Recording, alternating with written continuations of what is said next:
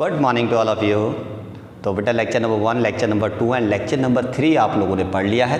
Third number के lecture में अभी हमने रिसेंटली पढ़ा था इलेक्ट्रोकेमिकल सेल के बारे में, क्या इसका वर्क फंक्शन होता है, सॉल्ट ब्रिज का क्या वर्क फंक्शन होता है, किस तरह से वर्क करता है और कैसे आपका इलेक्ट्रिकल जो आपका इलेक्ट्रोकेमिकल सेल है वो आपकी केमिकल एनर्जीज़ को कैसे इलेक्ट्रिकल एनर्जी में कन्वर्ट करेगा। इतनी चीज़ें हम लोग पढ़ चुके थे। आज जो हमने बात करनी है वो बात करनी है रिप्रेजेंटेशन ऑफ इलेक्ट्रोकेमिकल सेल, आप उसे कैसे रिप्रेजेंट करेंगे। देन हम बात करेंगे इलेक्ट्रोड पोटेंशियल होता क्या है और इलेक्ट्रोड पोटेंशियल के अंदर कंडीशंस आएगी, वो आएगी आपकी स्टैंडर्ड इलेक्ट्रोड पोटेंशियल की हम बात करेंगे। ठीक है, क्यों बात करेंगे अभी डिस्कस करूंगा मैं इसके बारे में भी। ठीक है, और उसके बाद हम बात करेंगे क्योंकि इलेक्ट्रोड पोटेंशियल हमें निकालना होगा तो उसके लिए हमें ज़रूरत पड़ेगी रेफरेंस इलेक्ट्रोड की, तो उसके लिए हम बात करेंगे SHE या NHE की। और फिर हम बात करेंगे EMF ऑफ द सेल की, यानी कि सेल पोटेंशियल आप कैसे निकाल सकते हैं। तो यहाँ तक का टॉपिक आज हम कवर करने वाले हैं। तो चलिए शुरू करते हैं रिप्रेजेंटेशन ऑफ इलेक्ट्रोकेमिकल सेल, कैसे आप इलेक्ट्रोकेमिकल सेल का रिप्रेजेंटेशन करेंगे। इलेक्ट्रोकेमिकल सेल के अंदर जो हम सेल पढ़ रहे हैं वो गैल्वेनिक सेल है, जिसको हम वोल्टिक सेल भी कहते हैं, और इसके अंदर जो हम पढ़ रहे हैं अभी तक वो हमारा जो सेल है वो डैनियल सेल है। डैनियल सेल का एग्जाम्पल हमने देखा था, और डैनियल सेल की जब मैं बात करता हूँ तो फिर मैं क्लियर करना चाहूँगा डैनियल सेल केवल स्पेसिफाइड कंडीशन के लिए कहा गया है, जब आपका जो इलेक्ट्रोड और सॉल्यूशन यूज़ किया जाएगा वो कॉपर और जिंक का यूज़ किया जाएगा। तो जिंक और कॉपर का अगर आप करा रहे हैं तो इसको डैनियल सेल कहते हैं। इसके अलावा और भी सेल आपके हो सकते हैं। ठीक है, स्पेसिफाइड किया गया है डैनियल सेल, यानी कि वो केवल किसके लिए है, जिंक और कॉपर के लिए जब आप बात करते हैं। तो आते हैं सबसे पहले वहाँ की रिएक्शंस की बात करते हैं। हमने वहाँ पर रिएक्शंस देखी थी, 2 हाफ रिएक्शंस हमारी हो रही थी। तो पहली हाफ रिएक्शन थी जिसको हम कह रहे थे oxidation half reaction, oxidation half reaction, oxidation half reaction. और सेकंड हमारी हो रही थी जिसको हम कह रहे थे reduction half reaction, reduction half reaction, reduction half reaction.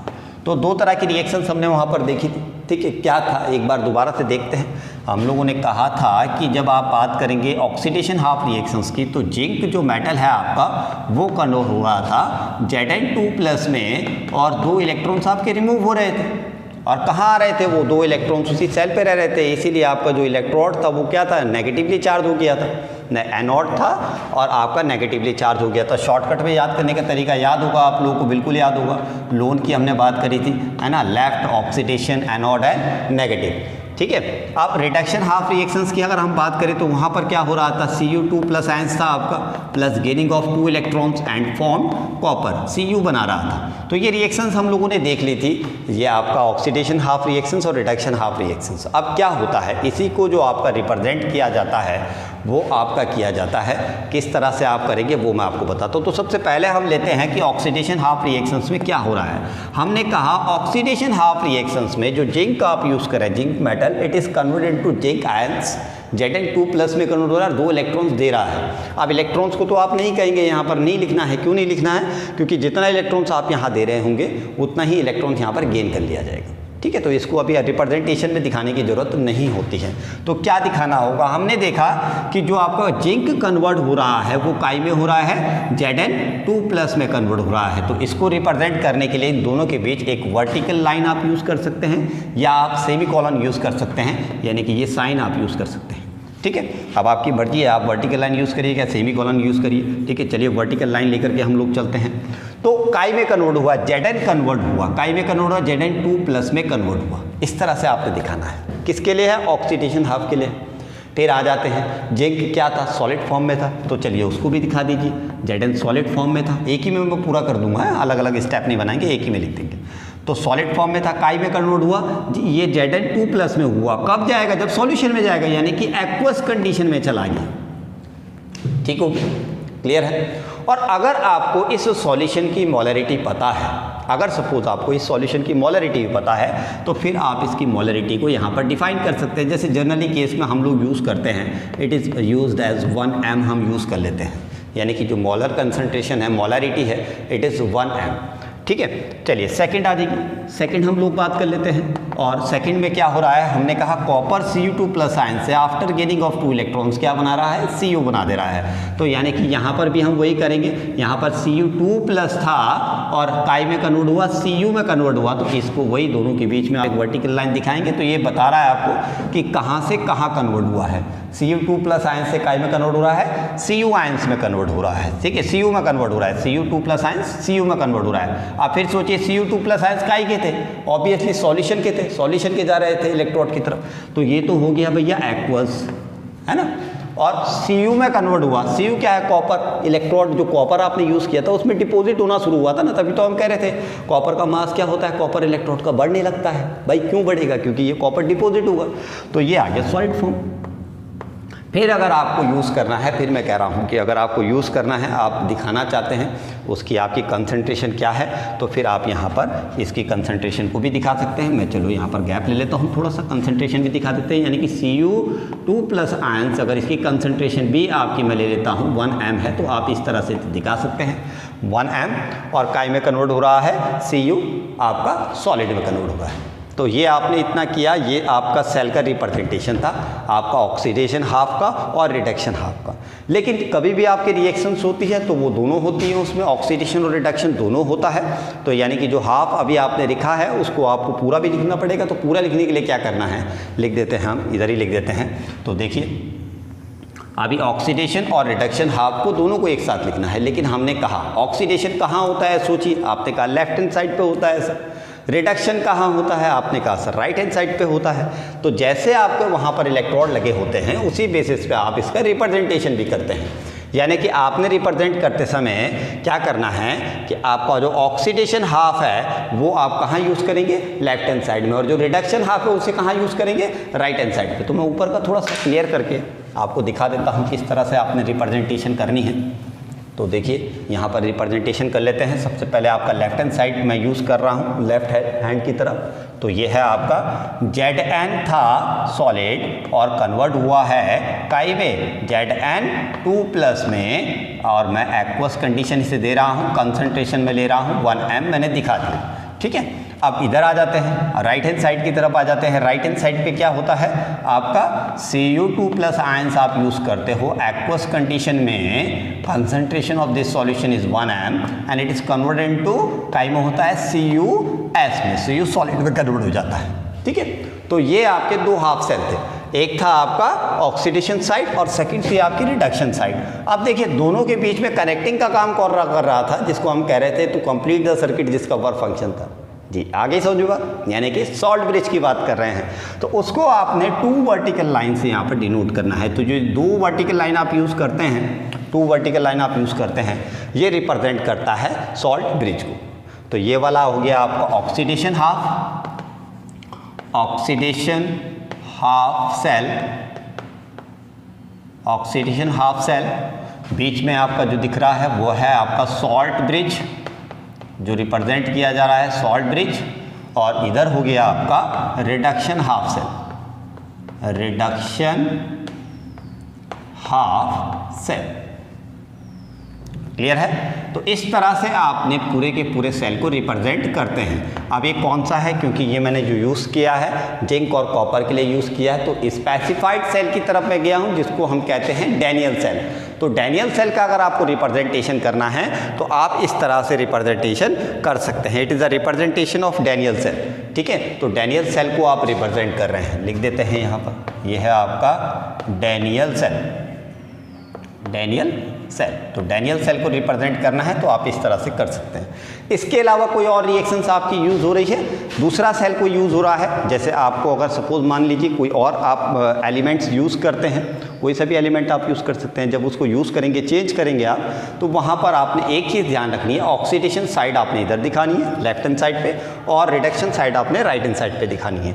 दोनों के बीच में वर्टिकल 2 लाइन आएंगी जो आपके सॉल्ट ब्रिज यानी कि आपका डिनोट करेगी सॉल्ट ब्रिज को, ठीक है, जो दोनों को सेपरेट कर रही हो।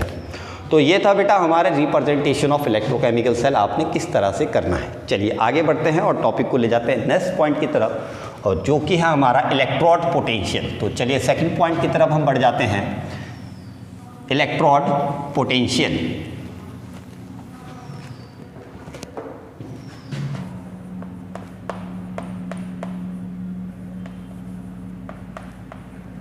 Electrode potential.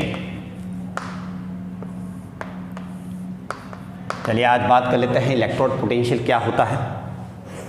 अभी तक हमने देखा कि आपका जो इलेक्ट्रोकेमिकल सेल था उसका दो साइड था, ऑक्सीडेशन साइड, रिडक्शन साइड। तो चलिए कोई भी आप सोचिए कि आप एक साइड की बात कर रहे हैं, क्या ऑक्सीडेशन साइड की बात करिए, क्या रिडक्शन साइड की बात करिए। आप क्या करते हैं कि किसी मेटल को आप उसी के सॉल्यूशन में डिप कराते हैं। कोई भी आप मेटल ले लीजिए, तो क्या करते थे आप उसी के सॉल्यूशन में उसे डिप कराते थे। क्लियर है? ठीक है, जैसे सपोज़ कोई मेटल है तो उसी का सॉल्यूशन आपने ले लिया। जैसे सपोज़ अगर मेटल आपका लेके चल रहे हैं आप, जिंक है, एग्जांपल ले रहे हैं, डैनियल सेल का एग्जांपल अधिकतर हमने देखा अभी तक। तो उसी को लेके अगर आप बात करें तो क्या हो गया, उसी का सॉल्यूशन MsO4 बना देता हूँ +2 ऑक्सीडेशन नंबर के बेस पे। तो ये ZnSO4 हम ले रहे हैं यहाँ पर। तो क्या किया, जब हम किसी आपके मेटल को, इलेक्ट्रोड को जब उसी के सॉल्यूशन में आप प्लेस करते हैं, यानी कि when a metal place in a solution of its ion, अपने ही आयंस के सॉल्यूशन में, यानी कि अपनी सॉल्यूशन में। जिंक है तो जिंक आयंस का ही सॉल्यूशन है, ZnSO4 है। जब इसमें प्लेस किया जाता है तो it acquire either a positive charge और negative charge with respect to the solution. तो सॉल्यूशन के रिस्पेक्ट में इसमें या तो पॉजिटिव चार्ज एक्वायर हो जाता है या नेगेटिव चार्ज एक्वायर हो जाता है। ठीक है, थोड़ा सा ध्यान से देखिएगा। देखिए हम पहले मेटल की बात करते हैं तो इसमें पॉजिटिव चार्ज आयंस भी होते हैं, इलेक्ट्रॉन्स भी होते हैं, दोनों कंडीशन है, यानी कि पॉजिटिव और नेगेटिव दोनों चार्ज हैं। ठीक है, पॉजिटिव और नेगेटिव दोनों चार्ज के आयंस हैं। लेकिन अब क्या हुआ, सपोज आप बात कर रहे हैं, एक थोड़ी देर के लिए मैं मान लेता हूं कि जो साइड है वो ऑक्सीडेशन साइड है। क्या है? Oxidation side. और ऑक्सीडेशन साइड पे क्या होता है, जो आयंस होता है वो सॉल्यूशन में जाता है। तो देखिए यहाँ पर क्या हुआ कि जो मेटल के आयंस थे वो सॉल्यूशन में जाने लगे। ठीक है, क्यों? क्योंकि फॉर्मेशन होने लगी, M कन्वर्ट होने लगा M। और सपोज करिए, क्योंकि अगर जिंक की बात करें तो +2 ऑक्सीडेशन नंबर होता है, तो मैं ले लेता हूँ यहाँ पर 2+ और +2 इलेक्ट्रॉन्स निकल जाएंगे। ठीक है, थोड़ी देर के लिए मुझे मेटल नहीं पता कौन सा है तो आप यहाँ पर N बना लीजिए, आपकी मर्जी है, जैसा आप करना चाहें। ठीक है, यहाँ पर N भी आप बना सकते हैं। क्लियर है? तो क्या हो रहा है, देखिए रिमूवल ऑफ इलेक्ट्रॉन्स हो रहा है या ऑक्सीडेशन नंबर इंक्रीज हो रहा है। ऑक्सीडेशन नंबर इंक्रीज होने का मतलब कि आपका ऑक्सीडेशन साइड है, ऑक्सीडेशन नंबर बढ़ता है जहां तो ऑक्सीडेशन होता है, जहां आपका ऑक्सीडेशन नंबर डिक्रीज होता है, रिडक्शन होता है। और कभी भी आपका ऑक्सीडेशन नंबर अगर बढ़ रहा है तो ऑब्वियसली वो साइड कौन सी होगी, एनोड होगी। ऑब्वियसली हम लोग ये सारी चीज़ें कर चुके हैं तो इस पर मैं ज़्यादा डिस्कस नहीं करूँगा, सीधे पॉइंट पे आऊँगा। तो क्या हुआ यहाँ पर कि जो आपका आयंस था, M था, M+2 या Mn+ के केस में आपका क्या हुआ, सॉल्यूशन में जाने लगा। अब जब ये सॉल्यूशन में जाएगा तो आपकी जो ये रॉड आपने यूज़ करी है उस पर क्या हो जाएगा, सिर्फ इलेक्ट्रॉन्स रह जाएगा। तो it acquire a negative charge, इस पर आ गया ये नेगेटिव चार्ज, और सॉल्यूशन में इसके चारों तरफ क्या आ जाएगा, पॉजिटिवली चार्ज आयंस आ जाएंगे। तो देखिए यहाँ पर आपको दिख रहा है नेगेटिव चार्ज आपकी जो आयोनाइज हुई है वो रॉड हो चुकी है नेगेटिवली चार्ज, और सॉल्यूशन में आपका क्या हो गया है, पॉजिटिवली चार्ज। तो अब पोटेंशियल डिफरेंस जनरेटेड, एक पोटेंशियल डिफरेंस यहाँ पर जनरेट हो गया है। इसी पोटेंशियल डिफरेंस को हम कहते हैं इलेक्ट्रोड पोटेंशियल, यानी कि आपका the potential difference between metal electrodes या मेटल एंड इट्स आयंस या एंड इट्स सॉल्यूशन। क्या होता है electrode potential? The potential difference between metals and it's solution, it is called electrode potential.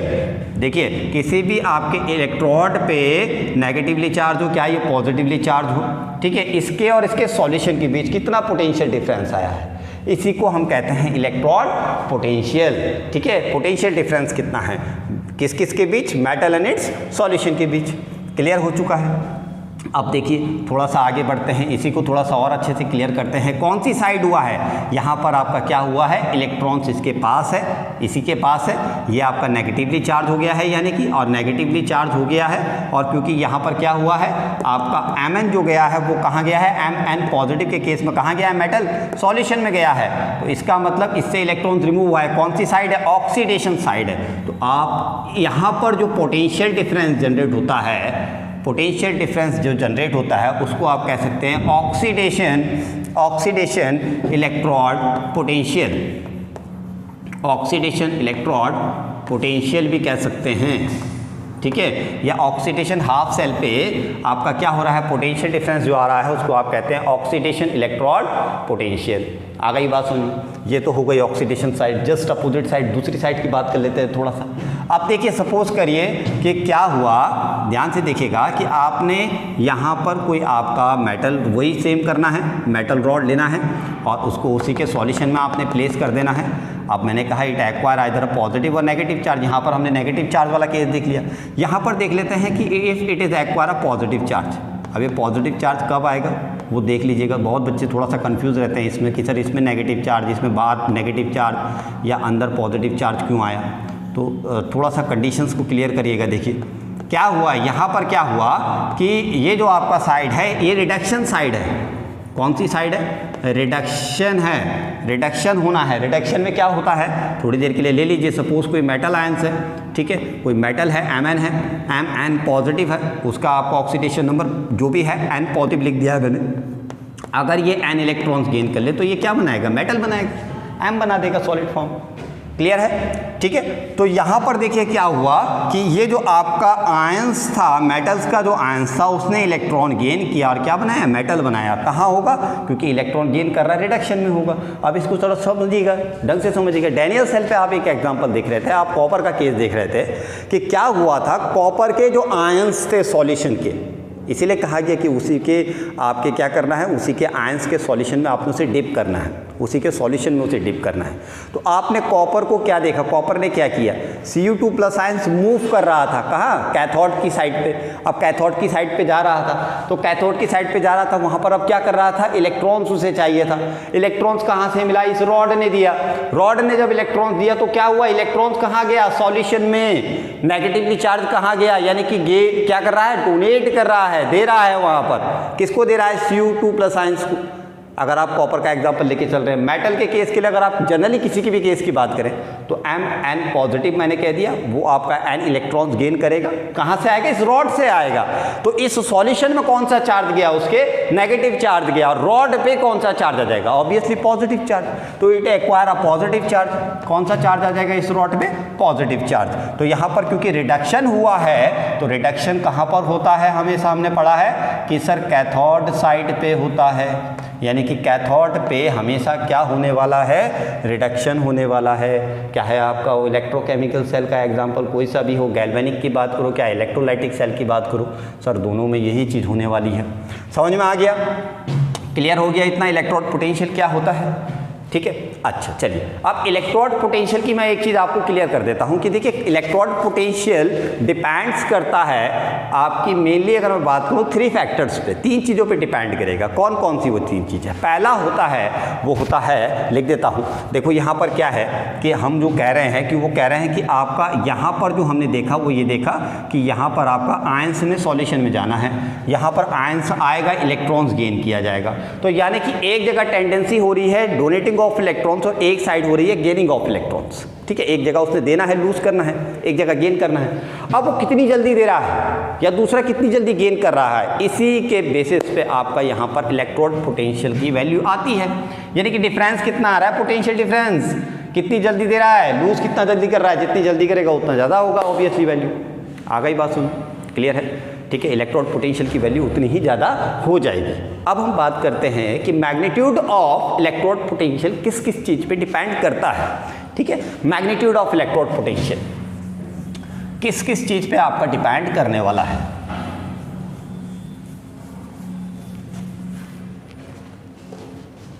यहीं पे ले लेता हूँ, आगे लिख देता हूँ,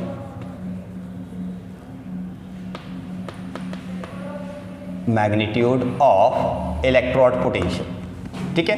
किस किस चीज़ पे डिपेंड करेगा, तो सबसे पहला ये डिपेंड करता है, फर्स्ट ये जो डिपेंड करता है, इसे depend upon nature of electrode. Nature of electrode, भैया कौन सा इलेक्ट्रोड लिया है उस पर तो डिपेंड करेगा ही करेगा ना, कितना अच्छा वाला लिया है, कितनी जल्दी इलेक्ट्रॉन्स को दे सकता है, कितनी जल्दी इलेक्ट्रॉन्स को गेन कर सकता है, दोनों चीज़ें डिपेंड करेंगी, ठीक है। और हर किसी का अलग होगा। अगर आप जिंक की बात कर रहे हैं तो इसका इलेक्ट्रोड पोटेंशियल अलग होगा, क्योंकि इसकी इलेक्ट्रॉन्स गेन करने की या इलेक्ट्रॉन्स लेने की, दोनों की टेंडेंसी, गेन करने की या देने की टेंडेंसी दोनों आपकी क्या होगी, अलग अलग होगी। ऐसी कॉपर की अलग होगी, ऐसी आयरन की अलग होगी। तो यानी कि आपने कौन सा इलेक्ट्रोड लिया है उस पर डिपेंड करने वाला है कि आपका मैग्नीट्यूड ऑफ इलेक्ट्रोड पोटेंशियल क्या होगा। सेकंड जो चीज है वो है आपका concentration of ions in solution. बहुत इंपॉर्टेंट है, मैंने concentration of ions in solution कहा है, कहीं पे भी बात करूंगा तो वहां पर हमेशा बात करूंगा कंसंट्रेशन ऑफ आयंस की। Ions in solution, concentration of ions कितनी है सॉल्यूशन में, क्या कंसंट्रेशन लेके आ रहा है। ठीक है, आयंस मतलब जो आपके किसी भी सब्सटेंस के आयंस है, जैसे अगर आप ZnSO4 की बात करें तो Zn2+ आयंस कि क्या कंसंट्रेशन में आ रहे हैं। आप एसिड की बात करें तो H+ आयंस किस कंसंट्रेशन में आ रहे हैं, तो आयंस की बात करेंगे। What is the concentration of ions in solution, ये हो गया आपका सेकंड फैक्टर जिस पे ये डिपेंड करेगा। थर्ड फैक्टर्स, क्योंकि अधिकतर आपने अभी देखा होगा, इससे पहले हमने रिप्रेजेंटेशन ऑफ सेल देखा और वहाँ पर हमने कहा कि मोलरिटी आप मान लीजिए, मेनली क्या मान लेते हैं, स्टैंडर्ड कंडीशन में मानते हैं तो 1m मान लेते हैं कि 1m मान लीजिए। अब क्या मान लीजिए, मोलरिटी ना, और मोलरिटी क्या होता है याद करिए जरा, थोड़ा याद करिए, फर्स्ट चैप्टर में पढ़ा था मोलरिटी क्या होता है। मोलरिटी के केस के लिए आपने कहा था the number of moles of solute, number of moles of solute dissolve या प्रेजेंट इन पर लीटर वॉल्यूम ऑफ सॉल्यूशन। पर लीटर वॉल्यूम क्या आया, वॉल्यूम आया, और वॉल्यूम किस पे इफेक्ट करता है, वॉल्यूम पे क्या किसकी थ्रू आपका इफेक्टेड हो सकता है, इट इज टेम्परेचर। वॉल्यूम आपका इफेक्टेड होता है, इफेक्टेड बाय टेम्परेचर, यानी कि अगर आपने टेम्परेचर को चेंज किया है तो वॉल्यूम भी चेंज होता है। इसका मतलब इलेक्ट्रोड पोटेंशियल पे भी इफेक्ट करेगा वो, आपको समझ में आ गया। तो ये तीन आपके मेजर पॉइंट्स हैं जो इफेक्ट करते हैं कि आपका क्या होने वाला है मैग्नीट्यूड ऑफ इलेक्ट्रोड पोटेंशियल। आगे बात करते हैं और इसको ले जाते हैं कि हम इलेक्ट्रोड पोटेंशियल कैसे मेजर कर सकते हैं, किसी भी चीज़ का इलेक्ट्रोड पोटेंशियल कैसे आप निकालोगे। तो सबसे पहले आपको समझना होता है कि जब आप इलेक्ट्रोड पोटेंशियल निकालने जा रहे हैं, इलेक्ट्रोड पोटेंशियल है क्या। इलेक्ट्रोड पोटेंशियल है कि उस मेटल का उसी के सॉल्यूशन के बीच कितना मैग्नीट्यूड आ रहा है, पोटेंशियल डिफरेंस कितना है, पोटेंशियल डिफरेंस कितना आया है किस किस के बीच, मेटल का और उसी के सॉल्यूशन के बीच कितना आ गया, इसी को हम कह रहे हैं। तो आप क्या करते हैं कि जो फैक्टर्स अधिकतर उसे इफेक्ट कर सकते हैं, आप जितने चीज़ को कांस्टेंट बना सकते हैं, हम चाहते हैं कि हम उसे कांस्टेंट की तरफ जाएं। तो इसीलिए हम अब जो बात करते हैं इलेक्ट्रोड पोटेंशियल की, वो अदर कंडीशन बना के हम एक स्टैंडर्ड कंडीशन बनाते हैं और इसी को हम कहते हैं standard electrode potential, SEP, standard electrode potential. ठीक है, यानी कि स्टैंडर्ड इलेक्ट्रोड पोटेंशियल किसी भी चीज़ का क्या होगा। अब ये फिक्स होगा, फिक्स क्यों होगा, मैं इसके बारे में बात कर लेते हैं। चलिए, फिक्स क्यों होगा किसी सब्सटेंस का, सब्सटेंस का फिक्स होगा। हाँ, ये मत सोचना कि सभी का फिक्स होगा, सभी का एक जैसा होगा, एक जैसा नहीं कह रहा हूँ मैं। क्या कह रहा हूँ कि आपका जो आपका नेचर ऑफ इलेक्ट्रोड है उसको तो डिपेंड करेगा, लेकिन जो बाकी के दो पैरामीटर्स है इसको तो हम कांस्टेंट बना सकते हैं, तो हम उसे कांस्टेंट बना लेते हैं भैया। तो स्टैंडर्ड इलेक्ट्रोड पोटेंशियल की जहाँ पर भी बात की जाती है तो वहाँ पर हमेशा ध्यान रखना कि वहाँ पर आपकी बात की जा रही है कि आपका कंसंट्रेशन को कांस्टेंट किया गया है, कंसंट्रेशन को आपका क्या किया, कांस्टेंट करके क्या कर दिया है, हमेशा 1m की बात की जाएगी। किसकी बात की जाएगी, 1m की। लेकिन 1m it is not a concentration of solution, it is the concentration of ions in solution. ये बड़ा ध्यान से रखना बात, ठीक है। जहाँ पर बात करूँ ना कि आपका यहाँ पर कंसंट्रेशन H+ आयंस की इतनी होनी चाहिए, तो 1m इसकी होनी चाहिए, किसकी, H+ आयंस। कभी गलती से कुछ और मत ले लेना, है ना, कंसंट्रेशन इफेक्टेड हो जाएगी। बताऊंगा इसके बारे में भी क्यों कह रहा हूँ मैं, इस पॉइंट को ध्यान से समझना। किसकी बात कर रहे हैं, आयंस की कंसंट्रेशन कितनी रखनी है, 1m रखनी है। आपने देखा भी होगा जब मैंने Zn की बात करी थी तो ZnSO4 की बात करी थी तो Zn2+ की कंसंट्रेशन लिखी थी 1m जब रिप्रेजेंटेशन कर रहा था। सेकेंड है आपका नेक्स्ट टेम्परेचर। तो चलिए, टेम्परेचर को भी आपने अधिकतर पढ़ा है। नॉर्मलिंग कंडीशन में हम क्या करते हैं, 25 डिग्री सेल्सियस ले लेते हैं। तो 25 डिग्री सेल्सियस आपकी क्या हो गई, स्टैंडर्ड कंडीशन हो गई। यानी कि अगर केल्विन में बात करें तो 298 केल्विन। ठीक है, क्लियर है। इसी केसेस में कभी भी इलेक्ट्रोड पोटेंशियल को लिखा जाता है तो रिप्रेजेंट किया जाता है E और उसके ऊपर आ जाएगा नॉट साइन। कहीं पे भी ये अगर लगा है, नॉर्मली E लिखा है तो it is electrode potential at varying condition, यानी कि टेम्परेचर कुछ भी हो सकता है, मोलरिटी कुछ भी हो सकती है। बट अगर साइन यूज़ किया गया है E0 तो हमेशा ध्यान रखना बेटा, it is stand for standard electrode potential. यानी कि फिक्स हो गया 1 m अगर आपका किसी सब्सटेंस की मोलरिटी है और 25 डिग्री सेल्सियस पे हम बात कर रहे हैं, तो आप कहीं पे भी उसको ले लीजिए, किसी के साथ भी ले लीजिए, डजंट मैटर कि उसको आपने कैथोड पे रखा है, एनोड पे रखा है, उसका इलेक्ट्रोड पोटेंशियल हमेशा एक जैसा होगा। यानी कि इलेक्ट्रोड पोटेंशियल जो भी आ रहा है उसकी वैल्यू एक ही होगी। क्यों होगी? क्योंकि भैया इलेक्ट्रोड पोटेंशियल क्या है? पोटेंशियल डिफरेंस है किस किस के बीच? मेटल और उसके आयंस इन सॉल्यूशन। उसके आयंस जो सॉल्यूशन में आपके उसके आयंस हैं उनके बीच आपने देखा अभी। तो जब वो आपका पोटेंशियल डिफरेंस इन दोनों के बीच आ रहा है तो वो हमेशा कांस्टेंट होने वाला है भैया। अगर आपने क्या किया है, कंसंट्रेशन को सेम कर दिया है, टेम्परेचर को सेम कर दिया है, तो वो आपका चेंज नहीं होता है, एक जैसा रहता है। क्लियर है? इतना समझ में आ गया? चलिए अब इसी के अंदर एक चीज़ और हम बात कर लेते हैं कि जब हम बात करते हैं कि यार सर इलेक्ट्रोड पोटेंशियल आपने समझा दिया, ये समझ में आ गया, लेकिन अगर हम किसी एक सेल की बात करें, हम एक साइड की बात करें किसी सेल के अंदर, डेनियल सेल एग्जांपल ले लो, लेते आ रहे हो, जिंक और कॉपर के बारे में बात करो। अब इसका ऑक्सीडेशन साइड और रिडक्शन साइड दोनों की बात करो। जिंक ले रखा है एक साइड और दूसरी साइड क्या ले रखा है आपने? कॉपर ले रखा है। और आपके दिमाग में आया कि सर जिंक को लेकर के देखते हैं कि इसका इलेक्ट्रोड पोटेंशियल कितना आ रहा है। तो अगर आप केवल जिंक की साइड को मूव कर रहे हैं और चाह रहे हैं कि सिर्फ एक हाफ सेल का मैं आपको इलेक्ट्रोड पोटेंशियल बता दूं, तो मैं नहीं बता सकता। यानी कि electrode potential of half cell वो पॉसिबल नहीं है आपका कैलकुलेट करना। यानी कि कोई भी साइड आपकी हाफ सेल ऑक्सीडेशन साइड हो, क्या वो रिडक्शन साइड हो, आपसे पूछा जाए कि आप उसको क्या करिए, उसका इलेक्ट्रोड पोटेंशियल आप बता दीजिए, तो आप नहीं बता सकते। क्यों नहीं बता सकते? क्योंकि निकाला नहीं जा सकता भैया। क्योंकि एक साइड पे भैया काम कब करेगा? जब दोनों को एक साथ जोड़ेंगे। तो आप जब तक उन दोनों को कनेक्ट नहीं करोगे तब तक तो आएगा नहीं कुछ, और जब आप इसे कनेक्ट कर लोगे तब आपका वैल्यू आएगा। तो कितनी आ रही है वो तो पता नहीं चलेगा ना, एक का कॉन्ट्रीब्यूशन कितना है उसमें, क्योंकि दोनों का अलग अलग होगा, एक जैसा तो होगा नहीं भाई। मेटल अलग है, दोनों के सॉल्यूशन के आयंस अलग अलग है, ठीक है, तो वहाँ पर पोटेंशियल डिफरेंस भी ऑब्वियसली अलग अलग होगा। एक की देने की टेंडेंसी अलग होगी, एक की गेन करने की टेंडेंसी अलग होगी, तो इसीलिए इलेक्ट्रोड पोटेंशियल का डिफरेंस आएगा। अब कैसे किया जाए कि भैया एक हमें तो जानना है कि जिंक का, हमें तो जिज्ञासा है भैया, हमें तो जानना है जिंक का क्या होगा, कॉपर का क्या होगा, हमें तो सेपरेटली जानना है दोनों का। सर बताइए कैसे होगा? तो अब कैसे होगा उसके लिए हम आते हैं, तो भैया हम क्या करेंगे, हम एक रेफरेंस इलेक्ट्रोड की हमें ज़रूरत पड़ेगी। रेफरेंस इलेक्ट्रोड समझ लो, हम ऐसा इलेक्ट्रोड लेने जा रहे हैं जिसकी जो आपकी इलेक्ट्रोड पोटेंशियल कितना होता है ये हमें ऑलरेडी नोन होगा। तो अब हमें यहाँ पर ज़रूरत पड़ती है एक रेफरेंस इलेक्ट्रोड की। किसकी ज़रूरत पड़ेगी? रेफरेंस इलेक्ट्रोड की हमें ज़रूरत पड़ने वाली है। रेफरेंस इलेक्ट्रोड की हमें ज़रूरत पड़ने वाली है। अब रेफरेंस इलेक्ट्रोड क्या होता है मैंने पहले ही बता दिया, क्या होता है? जिसका पोटेंशियल डिफरेंस हमें पता होता है। क्लियर है? ऐसा कौन सा है हमारे पास? तो हमारे पास एग्जांपल है SHE, जिसको आप कहते हैं स्टैंडर्ड हाइड्रोजन इलेक्ट्रोड, और इसी का सेकंड नेम है NHE, जिसको आप नॉर्मल हाइड्रोजन इलेक्ट्रोड भी कह देते हो। ठीक है, चलिए टाइम वेस्ट नहीं करते, फटाफट पॉइंट पे आते हैं कि कैसे आपका क्या क्या इसके अंदर होने वाला है। तो चलिए मैं इसका डायग्राम फटाफट आपके सामने रख देता हूँ, कैसे आपका इसका डायग्राम बनेगा।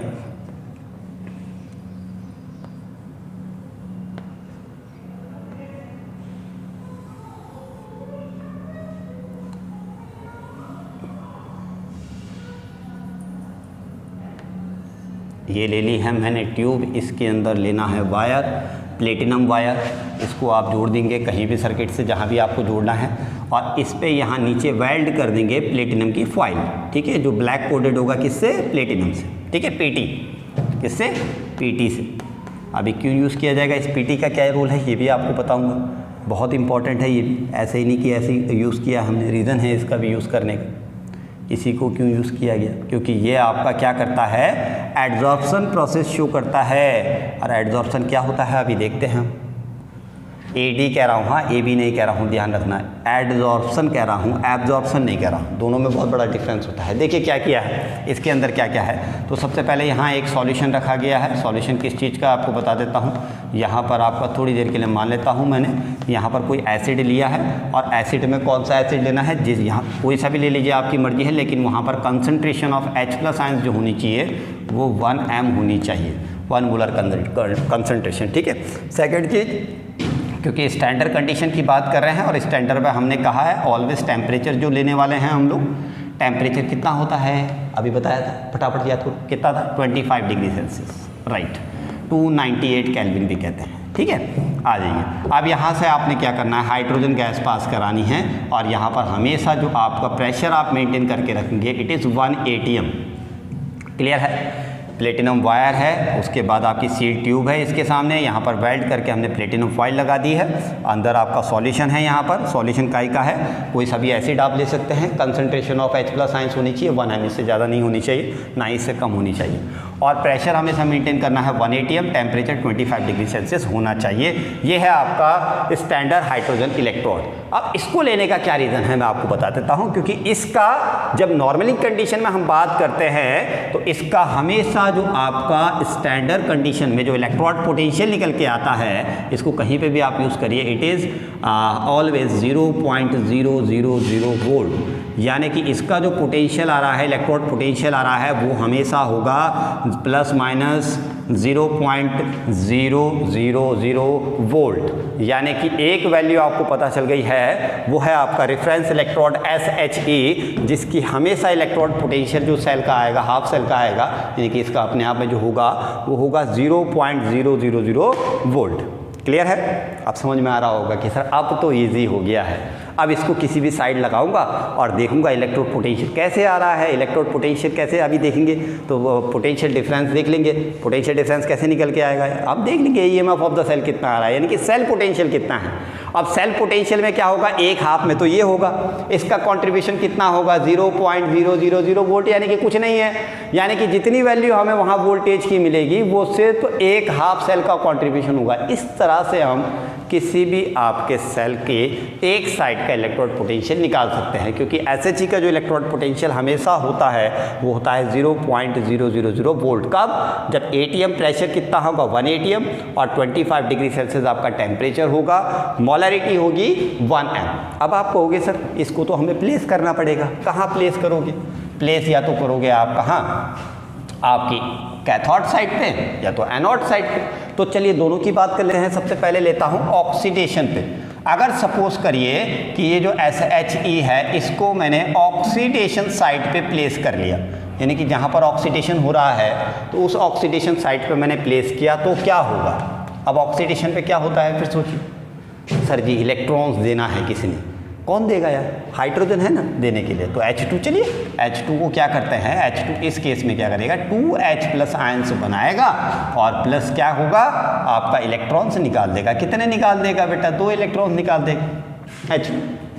क्लियर है? ये हो गया ऑक्सीडेशन साइड। अगर कभी भी इसे प्लेस किया जाएगा ऑक्सीडेशन साइड पे तो क्या होने वाला है, यहाँ पर H2 जो था वो आपका 2H+ आयंस प्लस आपका 2 इलेक्ट्रॉन्स दे देगा, यानी कि ऑक्सीडेशन साइड पे इलेक्ट्रॉन्स देने का काम होता है, ऑक्सीडेशन होता है, हमें पता है। यानी कि कौन सा इलेक्ट्रोड है, एनोड साइड पे यूज़ किया गया है। एनोड अगर बनाऊंगा, इसको अगर एनोड पे बनाऊंगा तो इसने ये रिएक्शन शो करनी है। सेकेंड केस, अगर मैंने इसे रिडक्शन पे यूज़ किया, यानी कि मैं अगर इसे राइट हैंड साइड पे यूज़ कर लेता हूँ, सर अब बताओ क्या होने वाला है। तो क्या है इसके अंदर, देखिए H+ आयंस, यानी कि 2H+ आयंस आएंगे और क्या करेंगे, गेनिंग ऑफ 2 इलेक्ट्रॉन्स, और क्या बना लेंगे, H2 गैस बन जाएगी। तो एक्सेस ऑफ गैस क्या होगा, यहाँ से बबल्स के फॉर्म में बाहर निकल जाएंगे। कुछ आपकी जो एक्सेस है आपका हाइड्रोजन गैस वो आपका एडजॉर्ब बाय प्लेटिनम, एडजॉर्ब कह रहा हूँ, एब्जॉर्ब नहीं कहा, ए बी नहीं कहा, AD का है, adsorption. It is a surfacic phenomena.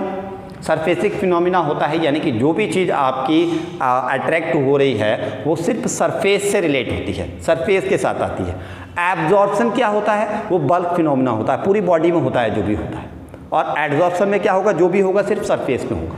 तो यहाँ पर सरफेस पे होता है, एडजॉर्ब बाय प्लेटिनम, किससे, एक्सेस ऑफ हाइड्रोजन गैस। समझ में आ गया?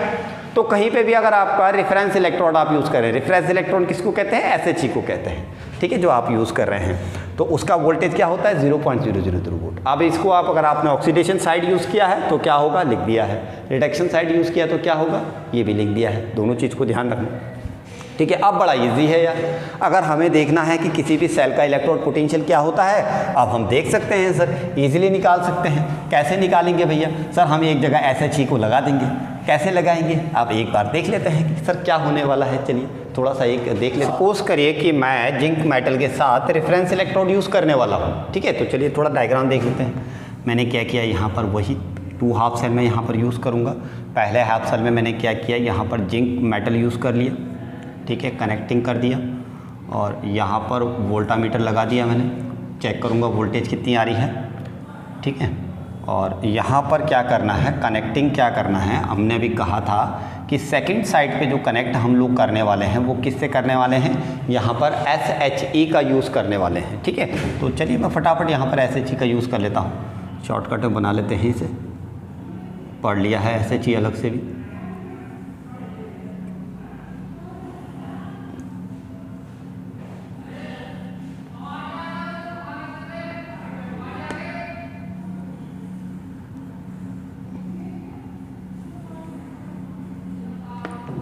और ये कनेक्टिंग वायर हो गई आपकी कैसे, कनेक्टेड बाय सॉल्ट ब्रिज, ये लगा दिया मैंने सॉल्ट ब्रिज, ठीक है।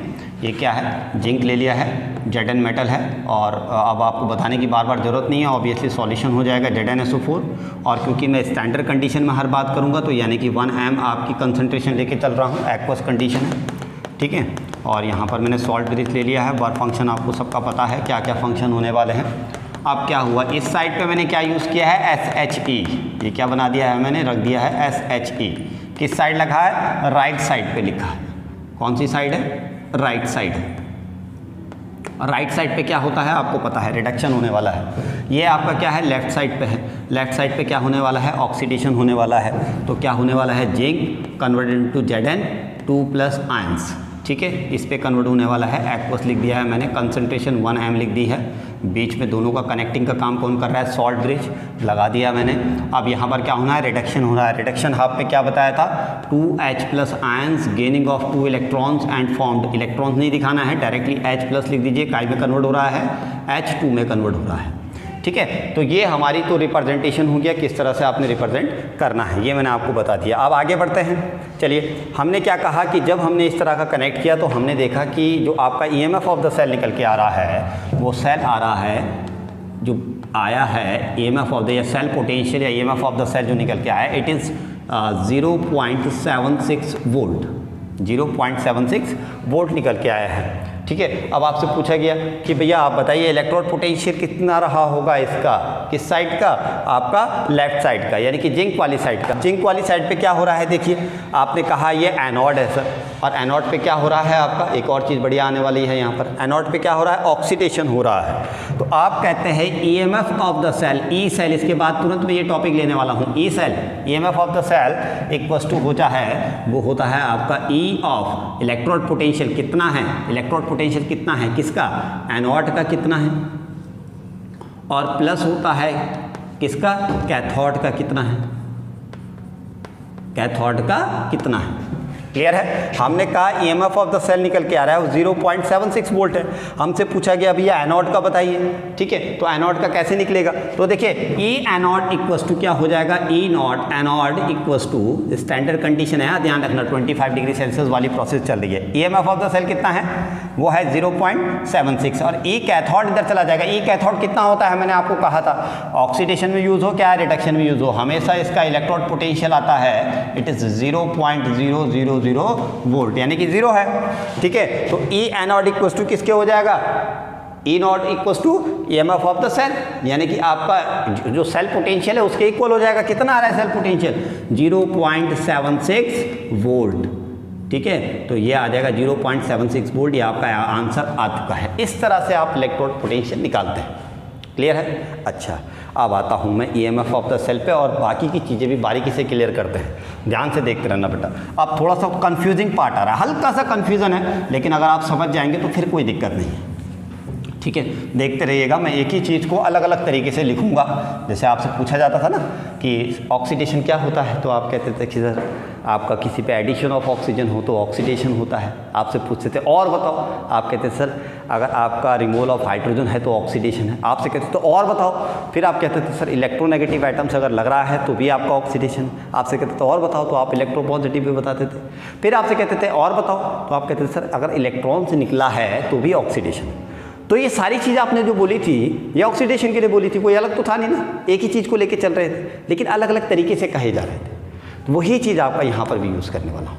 तो चलिए मैं आपको नेक्स्ट टॉपिक की तरफ ले जाता हूँ, EMF of cell, electromotive force of cell, या इसको मैंने कहा आप नेम दे सकते हैं सेल पोटेंशियल। देखिए क्या होता है, एक बार फिर समझिए इससे, ईएमएफ ऑफ सेल क्या होता है। देखिए पोटेंशियल डिफरेंस कितना आ रहा है आपके 2 हाफ सेल पे, जो 2 हाफ सेल आपने यूज़ किया ऑक्सीडेशन साइड रिडक्शन साइड, इन दोनों के बीच जो आपका सेल आपने यूज़ किया है, यहाँ पर पोटेंशियल डिफरेंस कितना आया है, इसी को आप कहते हैं ईएमएफ ऑफ द सेल या सेल पोटेंशियल। पूरे सेल का पोटेंशियल कितना आया है, किस पे डिपेंड करेगा, इलेक्ट्रोड पोटेंशियल पे डिपेंड करेगा। इलेक्ट्रोड पोटेंशियल काय में डिपेंड करेगा, पोटेंशियल डिफरेंस पे डिपेंड करेगा। समझ में आ गई बात, क्लियर है। या आप एक और चीज़ कह सकते हैं कि नेट वोल्टेज कितना आ रहा है ऑक्सीडेशन और रिडक्शन साइड को जब आपने कनेक्ट किया है, यानी कि नेट वोल्टेज कितना आता है ऑक्सीडेशन और रिडक्शन साइड पे, इसी को आप कहते हैं ईएमएफ ऑफ द सेल। ठीक है, जब आपने क्या किया, आपने कोई सेल लिया, आपने उसे कैथोड और एनोड को आपने मिला दिया, तो केमिकल एनर्जी कन्वर्ट हुई इलेक्ट्रिकल एनर्जी में, कितनी इलेक्ट्रिकल एनर्जी बनी, वो आपका हो जाता है सेल पोटेंशियल या ईएमएफ ऑफ द सेल। ठीक है, क्लियर है इतनी सारी चीज़। ठीक है, अब देखिए इसको समझ लेते हैं थोड़ा सा कि ईएमएफ ऑफ द सेल क्या होगा। ई नॉट ले लेता हूँ, ई नॉट ऑफ सेल यानी कि आपका सेल पोटेंशियल क्या होगा, इक्वल्स टू होता है ऑलवेज ई naught anode plus E naught cathode. अब इसको ना बहुत तरीके से लिखा गया है, लिखने के तरीके बहुत सारे हैं। मैं आपको थोड़ा सा एक एग्जांपल लेके क्लियर करता हूँ। सबसे पहले देखिए क्या मैंने क्या किया, अभी आपको एक एग्जांपल दिया था, एक क्वेश्चन हमने करा था। उस क्वेश्चन में क्या कहा गया था कि आप जिंक का बताइए कि जिंक को जब ऑक्सीडेशन साइड पे रखा गया तो उसका इलेक्ट्रोड पोटेंशियल क्या होता है स्टैंडर्ड कंडीशन, हमेशा फिक्स होगा। अभी वैल्यू आई थी आपकी 0.76 वोल्ट, आपने देखा था, फिक्स है, हमेशा होगा। लेकिन हुआ क्या था, उसको अगर आप ढंग से लिखें, रिप्रेजेंटेशन करने का तरीका ही बताया था आपको, तो E naught of electrode potential of zinc का, जिंक क्या हुआ था Zn2+ आयंस में कन्वर्ट हुआ था, क्योंकि कौन सी साइड थी, कौन सी साइड थी सर, एनोड साइड थी। क्या हो रहा था सर, ऑक्सीडेशन हो रहा था।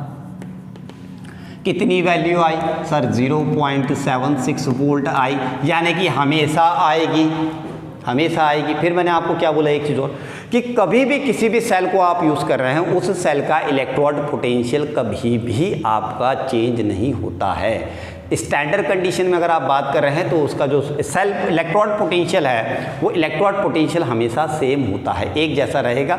डजंट मैटर वो आप किसके साथ यूज़ करें, क्योंकि इलेक्ट्रोड पोटेंशियल क्या है, उस मेटल का उसके सॉल्यूशन के साथ है। भैया पोटेंशियल डिफरेंस किस किस के बीच है, मेटल का और उसके सॉल्यूशन के बीच है, तो वो हमेशा फिक्स होता है। लेकिन अगर मैं इसी को, जो अभी आपकी वैल्यू आ रही थी, इसी को मैं अगर जस्ट अपोजिट साइड रख देता, यानी कि मैं आपका क्या करता, ई नॉट को मैं कर देता हूँ, थोड़ा सा चेंज कर देता हूँ कि Zn+2 कन्वर्ट हो रहा होता है जिंक में, कब हो रहा होता है, इलेक्ट्रॉन गेन कर रहा होता, यानी कि कौन सी साइड पे आ गया मैं कैथोड साइड पे आ गया, यानी कि रिडक्शन की बात कर रहा हूँ। ठीक है, यानी कि क्या की बात कर रहा हूँ, ई नॉट ऑफ कैथोड की बात कर रहा हूँ। ठीक है, यानी कि मैं आपकी बात कर रहा हूँ, और है ना, ऑक्सीडेशन उधर हो रहा था, इधर क्या होगा आपका रिडक्शन होगा, क्योंकि इलेक्ट्रॉन गेन करेगा।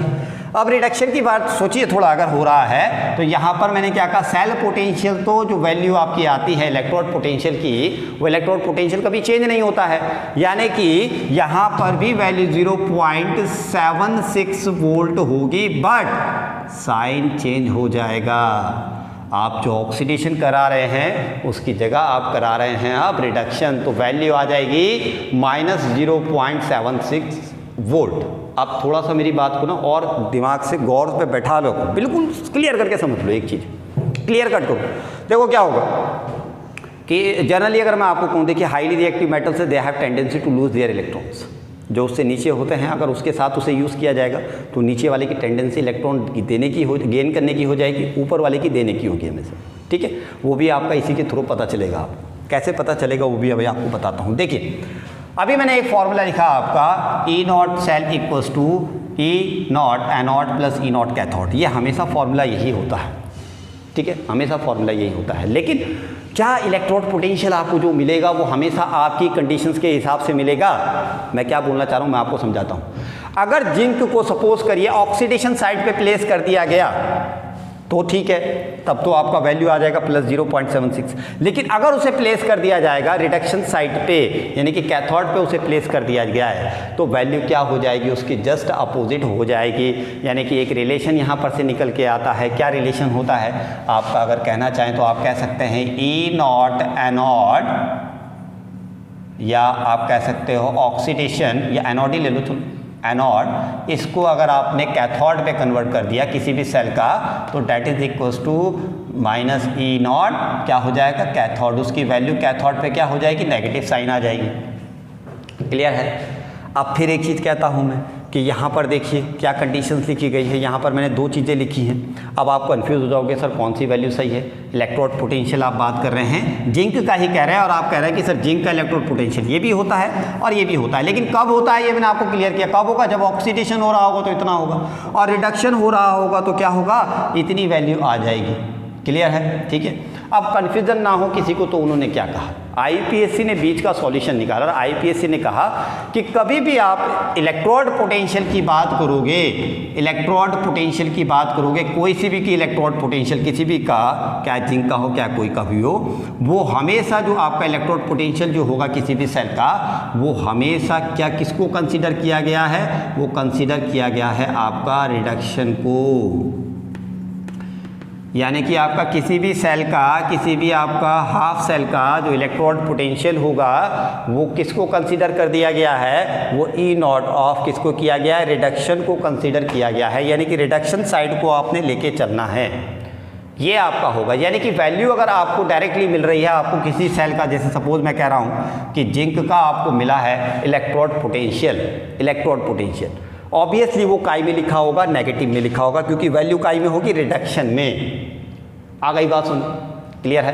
तो इसी के बेसिस पे यहाँ पर फॉर्मूले बनने शुरू होते हैं। कैसे बनते हैं फॉर्मूले, देखिए ई नॉट ऑफ सेल, मैंने आपको एक चीज़ बताई, फिर देखो ध्यान से एक बात दिमाग में बैठा लो। क्या कहा, आईयूपीएससी ने कहा इलेक्ट्रोड पोटेंशियल किसके इक्वल होता है किसी भी सेल का, उसके जो वैल्यू होगी वो डिपेंड करेगी किस पे, कि उसकी रिडक्शन की वैल्यू क्या है जब उसका रिडक्शन हो रहा है। ठीक है, रिडक्शन हो रहा है यानी कि मतलब कहाँ प्लेस किया गया होगा उसे, राइट हैंड साइड पे, कैथोड पे किया गया होगा। ठीक है, हमेशा ध्यान रखना। ठीक है, क्लियर है। अब देखो कि अगर हमें सपोज यूज़ करना है कोई भी रिएक्शंस में, अगर हमें यूज़ करना है तो देखिए हमें एक चीज़ तो क्लियर है कि कैथोड पे क्या होता है, हमेशा कैथोड पे क्या होता है, रिडक्शन होता है। तो कभी भी कोई भी मेटल की आपको प्लेस किया गया तो एक टेंशन तो हमें है नहीं कि कैथोड को चेंज करना है, कैथोड को कभी चेंज नहीं करना, क्योंकि कैथोड पे क्या होना है, हमेशा रिडक्शन होना है। क्या होना है, रिडक्शन। लेकिन अगर आपको दूसरा सेल दिया गया है और वहाँ पर उसे प्लेस किया गया है एनोड पे, तो उसकी वैल्यू क्या होगी, आपको मिलेगी नेगेटिव में। लेकिन आपको क्या करना पड़ेगा, आपने कहा वो किसका होता है, रिडक्शन के इक्वल होता है। ठीक है, प्लेस कहाँ कर रहे हो आप उसे, ऑक्सीडेशन साइड पे प्लेस कर रहे हो। ठीक है, सपोज उस मेटल को प्लेस कर दिया गया ऑक्सीडेशन साइड पे, ऑक्सीडेशन साइड कौन सी होती है, एनोड साइड। ठीक है, तो उसकी वैल्यू तो गड़बड़ा जाएगी। देखो यहाँ पर आपकी होती है वैल्यू -0.76.76। क्लियर है। अब यहाँ प्लस माइनस के डिफरेंस आ रहा है, तो उसने क्लियर करके बोला कि आप क्या करिए, जो जिसको आप एनोड साइड पे यूज कर रहे हो वहाँ पर नेगेटिव साइन लगा दीजिए कि माइनस ई एनोड हो जाएगा, माइनस ई नॉट एनोड हो जाएगा। समझ में आ गई बात, क्लियर है। तो ये आपका फॉर्मूला हो गया इस तरह से। क्यों कहा गया ये कंडीशंस, क्योंकि एनोड पे आपका क्या होता है, ऑक्सीडेशन होता है, और जो आपको इलेक्ट्रोड पोटेंशियल मिलता है, इलेक्ट्रोड पोटेंशियल हमेशा काई में मिलता है। सोचिए किसका मिल रहा होता है, रिडक्शन साइड का मिल रहा होता है। तो जो रिडक्शन इलेक्ट्रोड पोटेंशियल है, जिसको हम कह सकते हैं रिडक्शन इलेक्ट्रोड पोटेंशियल जिसको हम कह रहे हैं, उसकी वैल्यू हमेशा आपकी जो होती है वो यूज़ होती है आपकी नॉर्मली इक्वेशन। तो इसीलिए कभी आपको कोई क्वेश्चन आएगा तो आपने क्वेश्चन को यूज़ करते समय एक ही चीज़ का ध्यान रखना है कि आपने क्या करना है, उसके आगे माइनस लगा देना है, ताकि माइनस माइनस की वो वैल्यू प्लस हो सके, क्योंकि इससे जब इन्वर्ट होना है। इज दैट क्लियर, समझ में आया। अब इस पर बहुत सारी चीज़ें कही जाती हैं, जैसे ऑक्सीडेशन रिडक्शन की बात करूं मैं देखो यहाँ पर आप कहोगे सर फॉर्मूला ये लिखा है, यहाँ पर आपने ये लिख दिया, दोनों के बीच क्या डिफरेंस। यहाँ पर जब मैं ले रहा था तो मैं कौन सा यूज़ कर रही था, वैल्यू कौन सी यूज़ करी थी, उसकी ऑक्सीडेशन वाली यूज़ करी थी, और यहाँ पर इसकी रिडक्शन वाली यूज़ करी थी। ठीक है, अगर ऐसी है तो फिर तो कोई दिक्कत ही नहीं है ना। लेकिन मैंने क्या कहा, वैल्यू काई में होती है अधिकतर, रिडक्शन वाली वैल्यू आपको मिली होती है, यानी कि रिडक्शन इलेक्ट्रोड पोटेंशियल आपको मिला होता है, तो आपको वहाँ पर नेगेटिव साइन लगाना पड़ेगा। क्लियर है। यानी कि अगर मैं चाहूँ तो इसको ऐसे भी कर सकता हूँ, E naught of cell equals to E naught, अब ये कौन सा है आपका, कैथोड आप ले रहे हैं, कैथोड लिख देता हूँ यहाँ पर, और कैथोड पे क्या होता है, रिडक्शन होता है। मैं ये भी लिख देता हूँ, ई नॉट रिडक्शन माइनस हो जाएगा ई नॉट एनोड, और यहाँ पर क्या आ जाएगा, ई नॉट आ जाएगा आपका किसका, रिडक्शन साइड का। रिडक्शन वाली वैल्यू को आप ले लीजिए और क्या कर दीजिए, उसका रिडक्शन वाली आप वैल्यू ले लीजिए और उसका क्या कर दीजिए, आप नेगेटिव साइन आगे लगा दीजिए, आपकी वैल्यू आ जाएगी। ठीक है, क्लियर है। अच्छा, या आप कह सकते हो electrode potential of cell equals to E naught, जो कैथोड और रिडक्शन आपने लिखा है इसको तो सेम रहने दीजिए, यानी कि ई सेल ठीक है, ई कैथोड ठीक है, रिडक्शन ठीक है। यहाँ पर आपको अगर प्लस साइन लगाना है तो यहाँ पर कर दीजिएगा प्लस ई एनोड ऑक्सीडेशन, प्लस ई एनोड ऑक्सीडेशन। ऑक्सीडेशन लिखोगे तो चल जाएगा, क्योंकि ऑक्सीडेशन में आप उसकी वैल्यू को कन्वर्ट करके लिख रहे हैं, कुल मिलाकर के। समझ में आ गया। अच्छा, दोनों को ऑक्सीडेशन में कन्वर्ट करना है तो क्या आ जाएगा, इसको तो प्लस ऑक्सीडेशन बिल्कुल सही है, लेकिन अगर इसकी वैल्यू ऑक्सीडेशन में है तो यहाँ पर क्या करोगे, माइनस कर दो। तो इस केस में अगर आपको ऑक्सीडेशन वैल्यू मिला है तो ये जो आपका ईएमएफ ऑफ द सेल है या सेल पोटेंशियल है डैट इज इक्वल्स टू, यहाँ पर आ जाएगा या आपके ई नॉट ऑफ कैथोड और रिडक्शन जो लिखा है इसकी जगह माइनस साइन आ जाएगा, minus E naught cathode oxidation plus E naught anode oxidation. समझ में आ गई, क्लियर है। बस हमेशा ध्यान रखना कि जो सेल पोटेंशियल दिया होता है, इलेक्ट्रोड पोटेंशियल दिया होता है, वो हमेशा रिडक्शन का दिया होता है। ये आईपीएससी ने कहा, कन्फ्यूजन ना हो आपको, इसलिए कहा क्योंकि आपका हो क्या रहा है, वैल्यू तो सेम है, इलेक्ट्रोड पोटेंशियल तो हमेशा सेम रहेगा, लेकिन क्या होगा, प्लस और माइनस का डिफरेंस आ जाएगा। तो आप प्लस माइनस की दिक्कत में ना आए, वैल्यू दोनों सही है, वैल्यू दोनों सेम है, लेकिन प्लस माइनस का डिफरेंस है और दोनों सही हैं, तो आप इस तरह के ना उलझें। इसलिए उसने बीच का सॉल्यूशन निकाला है कि आप बीच का सॉल्यूशन ले लीजिए। हमेशा जब भी मैं बात करूंगा इलेक्ट्रोड पोटेंशियल की, तो वहाँ पर इलेक्ट्रोड पोटेंशियल हमेशा जो यूज़ हो रहा होगा वो किसका होगा, रिडक्शन का। रिडक्शन वाली वैल्यू आपको मिलेगी, क्लियर है। इसीलिए थोड़ा सा आप सीरीज़ को देखिए, जो सीरीज़ आपके सामने मैं डिस्प्ले कर रहा हूँ अभी, वो डिस्प्ले में थोड़ा सा देखिए तो आपको देखिए नीचे जितने आपको नज़र आएंगे, जो इतने मेटल्स हाईली रिएक्टिव हैं, वो सारे की वैल्यू जो आपको नज़र आ रही है वो नेगेटिवली वैल्यू नज़र आ रही होगी।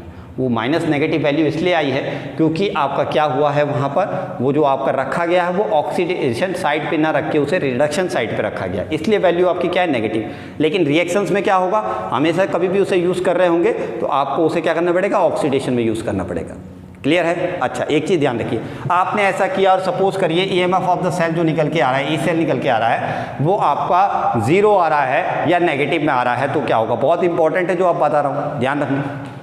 अगर ईएमएफ ऑफ द सेल आपने सही से निकाला, ऐसे ही फॉलो किया और उसके बाद वैल्यू अगर आपकी 0 आई, 0 और लेस आ गई, 0 से लेस आ गई, तो क्या होगा, ये आपको केस बता रहा है। इसका मतलब ये रिएक्शन पॉसिबल नहीं है, यानी कि जस्ट आप उल्टा केस यूज़ कर रहे हैं, इन्वर्ट केस आपने यूज़ किया है। समझ में आ गई, क्लियर है। जैसे अगर सपोज आपको कहा गया कि आप क्या करिए, आप जिंक और कॉपर की रिएक्शंस यूज़ करिए, लेकिन दोनों को इन्वर्ट करके करिए, यानी कि जिंक को आप रिडक्शन में रख दीजिए, रिडक्शन साइड पे, और कॉपर को ऑक्सीडेशन साइड पे रख दीजिए। अब आपके दिमाग में अगर सर ऐसा कैसे हो सकता है, मैं तो कह रहा हूँ नहीं हो सकता ना। अब क्यों नहीं हो सकता उसको भी देख लो, क्यों नहीं हो सकता। देखो फॉर्मूला क्या है आपका, अभी हमने कहा ये सेल इक्वल्स टू होता है, क्या होता है, ई नॉट कैथोड, और क्योंकि रिडक्शन को हमने मान लिया है, अब रिडक्शन भी होता है तो माइनस ई नॉट एनोड भी यूज़ कर लेता हूँ, ठीक है। अब आपसे पूछा गया ईएमएफ ऑफ द सेल निकालिए, तो आप लगाएंगे formula E naught of cell equals to, आप लगाएंगे फॉर्मूला तो आपका क्या आ जाएगा, ई कैथोड, देखिए ई कैथोड कितना है, ई कैथोड है माइनस 0.76 वोल्ट, ठीक है, और ये हो जाएगा आपका माइनस ई एनोड, एनोड पे कौन सा है, ये वाला, तो माइनस 0.34 वोल्ट। वैल्यू आ जाएगी आपकी माइनस की, ये आपका हो जाएगा 1.10 वोल्ट। काई में आ रहा है माइनस में, और माइनस में कभी पॉसिबल है नहीं है। इसका मतलब आपने गलत किया है, आपने उसे गलत साइड प्लेस किया है, ये रिएक्शन पॉसिबल ही नहीं है। समझ में आ गई बात, क्लियर है। तो यही चीज़ आपका डिफाइन होता है, हमेशा वैल्यू काई में लिखी होगी, रिडक्शन में लिखी होगी, लेकिन अगर वो क्वेश्चन को घुमा दे, कुछ कह सकते हो क्या, सपोज नीट में जेईई में उसने क्वेश्चन घुमा दिया, आपको ऑक्सीडेशन दे दिया, तब क्या करोगे, तो ऑक्सीडेशन के लिए भी तैयार रहिए। ऑक्सीडेशन अगर देगा तो आपने क्या करना है, वैल्यू को जस्ट इन्वर्ट कर देना है, और कहीं पे भी लगाइए आप। अगर ईएमएफ ऑफ द सेल आपका पॉजिटिव आ रहा है, 0 से ऊपर आ रहा है, तो रिएक्शन पॉसिबल है, और अगर वो आपका 0 से या 0 आता है या 0 से लेस आता है, तो ध्यान रखिएगा वो रिएक्शन पॉसिबल नहीं होगी, यानी कि उस रिडॉक्स रिएक्शंस को पॉसिबल हम नहीं कहेंगे, वो आपकी पॉसिबल नहीं हो सकती। Is that clear. तो चलिए बच्चों, ये था आपका पूरा का पूरा टॉपिक, किस तरह से आपने सॉल्व करना है, ईएमएफ ऑफ द सेल आप कैसे निकालेंगे, सेल पोटेंशियल कैसे निकलेगा, वही आप जो हम कह रहे थे पूरा हमने देख लिया है किस तरह से होगा। तो आगे बढ़ेंगे, फिर नेक्स्ट लेक्चर की तरफ बढ़ेंगे, नेक्स्ट लेक्चर में हम आगे का पोर्शन देखेंगे। ठीक है, थैंक यू वेरी मच।